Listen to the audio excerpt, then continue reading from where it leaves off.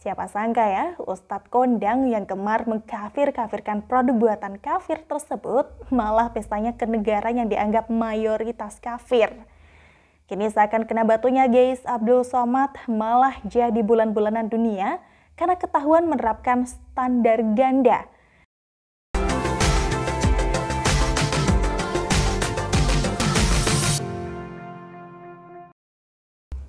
Modiar, UAS kena penolakan saat mau rayakan ultah di Singapura.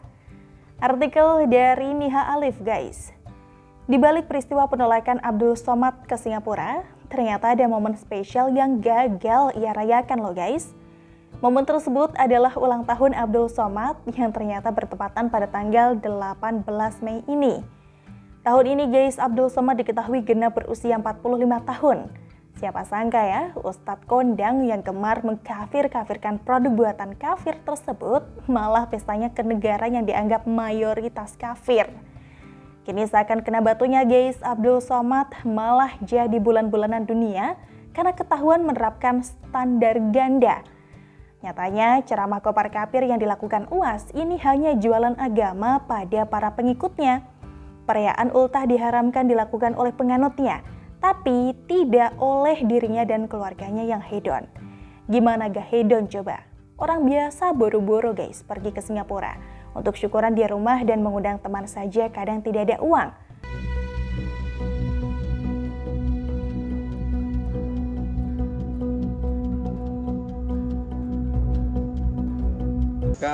Libur, ini kan memang hari libur. Kebetulan sahabat saya ini dekat rumahnya dari Singapura. Itulah yang makanya cocok sudah larangan merayakan ultah bagi pengikut Somad yang dianggapnya dari kalangan menengah ke bawah. Kalau untuk Somad hukumnya malah wajib dirayakan karena anggaran untuk pesta ke Singapura sudah dikantonginya. Akhirnya guys, kebusukan Somad ini terkuak ya oleh kelakuannya sendiri. Para pembelanya seperti Fadlizon, Anwar Abbas, kader PKS dan juga ex-FPI harusnya malu jadi pembela Somad. Bukannya mencontohi umat dengan merayakan ultah ke tanah suci, sekalian umroh atau berbagi dengan anak yatim, malah mengunjungi Singapura dan menghambur-hamburkan uang. Kita tunggu saja guys komentar para pembela Somad terkait perayaan ultah Somad yang gagal diadakan di Singapura. Ibarat peribahasa guru kencing berdiri, murid kencing berlari. Kalau Somad pesta di Singapura yang notabene bukan mayoritas negara muslim ya, lantas bagaimana dengan pengikutnya? Eits guys, tapi sebelum Rana teruskan ya, jangan lupa untuk subscribe channel ini dan aktifkan juga loncengnya biar gak ketinggalan info terbaru dari kita. Like dan share juga ya, jangan lupa guys. Nah, lantas bagaimana dengan pengikut Somad? Bisa-bisa nih mereka merayakan ultah ulang tahun ke Makau guys. Bukannya begitu ya logikanya, kalau dipikir secara logika guys. Tapi anehnya PA212 ini malah mau mendemo ke Dubes Singapura tanpa mau tahu alasan Abdul Somad sendiri. Kalau niatan berdakwah, bolehlah ya dibela. Tapi kalau niatnya belanja, foya-foya, apalagi merayakan ultah, kenapa malah didukung? Harusnya kaum munafikun ini sadar diri dan introspeksi diri ya guys. Jangan malah menyalah-nyalahkan Singapura dan pemerintah Indonesia karena dianggap penghinaan. Apalagi berniat mendemo kedutaan yang malah mencoreng muka bangsa sendiri. Karena justru Abdul Somad sendirilah yang menghina dan juga mempermainkan agama dengan khotbah mengharam-haramkan serta mengkafir-kafirkan. Sedang untuk dirinya bisa jadi halal asal ada uang dan bisa senang-senang. Kini guys, seakan Tuhan menyingkap kebusukan Somad sesungguhnya ya. Yang anehnya ini masih saja menuai pembelaan dari pendukung fanatiknya. Abdul Somad yang merasa di atas angin karena dibela dan juga didukung banyak orang, jadinya malah besar kepala guys. Bukannya malu atas perbuatannya di masa lalu ketika khutbah menyuruh menyakiti diri terkait konflik Israel-Palestina dan juga menghina agama Kristen, ini malah menyalahkan Singapura.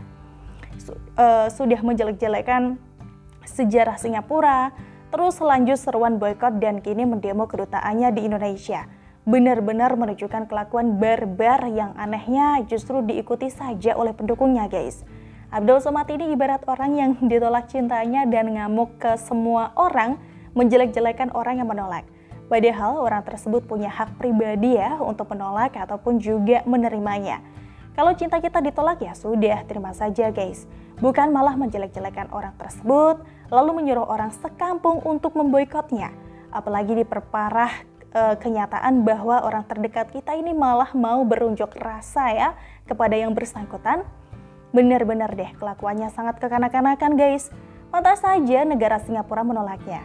Bisa-bisa pengikutnya yang mengacau ini juga ikutan masuk negara tersebut jika Abdul Somad dibiarkan hiburan ke sana. Pil pahit kenyataan ini sekaligus menjadi catatan besar bagi negara kita guys terhadap Ustadz ekstremis. Harusnya kita bisa meniru ya langkah Singapura untuk mengusir pendakwah yang menyerukan jihad barbar dan juga menimbulkan perpecahan serta membawa sara. Sudah banyak beredar video ceramah ekstrem dengan jutaan follower. Terus sampai kapan negara ini akan berdiam diri saja? Apakah menunggu hingga kita dijadikan suriah baru mau menindak penceramah model seperti itu? Ketika Singapura begitu garang mengusir Abdul Somad dengan melihat rekam jejaknya, pemerintah kita malah seakan membela Somad dengan meminta klarifikasi guys. Ini benar-benar mencoreng harkat bangsa ya, yang saat ini justru jadi tuan rumah presidensi G20. Kita dipermalukan oleh penceramah ekstremis yang justru liburan di negara yang disebutnya kafir. Tetapi kita masih saja tidak bisa menindak tegas sang pelaku tersebut. Malah mau dukungan datang dari DPR yang notabene jadi grandmaster pembuatan undang-undang.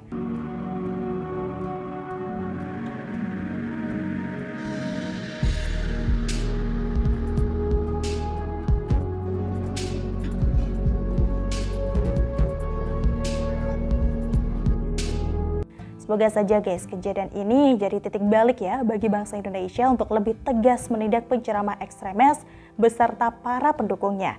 Kita harap sebelum selesai periode kedua Jokowi akan ada langkah besar lagi yang diambil untuk menyelamatkan negara ini dari cuci otak para penjual agama. Giliran ke pengikutnya yang kebanyakan dari menengah ke bawah jualannya ini untuk donasi kapal selam guys, pembangunan yayasan dan ini itu dan lain sebagainya. Tapi giliran penceramahnya punya banyak uang, bukan disedekahkan malah dibuat liburan dan pesta ke Singapura. Kita doakan saja guys para pendukung Somad ini cepat insyaf ya dan menyadari kesalahannya. Dengan mengikuti arahan Somad untuk memboikot belanja ke Singapura, apalagi sampai mendemo kedutaannya, ini malah semakin mencoreng negeri kita guys sebenarnya. Karena hal tersebut menjadi bukti kalau Indonesia justru mendukung gerakan ekstremisme seperti IS. Indonesia bisa dicap negara rasis yang mendukung penceramah yang menjelek-jelekan agama lain seperti Kristen. Pemerintah Indonesia pun juga sudah harus tegas ya menggodok aturan untuk mencabut kewarganegaraan bagi penceramah ekstremis. Kalau bisa sih mengurung mereka ke Nusa Kambangan saja. Jika ketahuan ceramahnya pro jihad, bom barbar, dan juga mengandung sara. Sudah saatnya guys, negara kita tegas pada kelompok itu tanpa menunggu dicontohi oleh negara lainnya. Kalau negara kecil seperti Singapura saja berani tegas pada kelompok ini, kenapa negara sebesar Indonesia malah terkesan mendiamkan saja? Kalau hambatan pemberantasan ekstremisme ini justru ada di lingkungan pemerintahan sendiri guys dan juga lembaga DPR termasuk TNI Polri, maka kini saatnya negara Indonesia melakukan pembenahan besar-besaran ya tentu saja. Entah dengan melakukan tes kebangsaan skala nasional atau apapun itu, harus ada tindakan nyata anti ekstremisme. Contohlah tes kebangsaan di KPK yang berhasil menyingkirkan pegawai pro khilafah termasuk Novel Baswedan guys. Harusnya tindakan serupa ini juga berlaku bagi semua institusi pemerintah ya. Sudah saatnya loh kita tegas ke kelompok pro khilafah. Kalau bukan sekarang, lantas kapan lagi? Begitulah kura-kura. Gimana guys menurut kalian? Tulis pendapat kalian di kolom komentar ya. Architecture coexist, where hospitality and wellness meet, where spaces are constantly reimagined, where events are ever-changing, and the possibilities unending.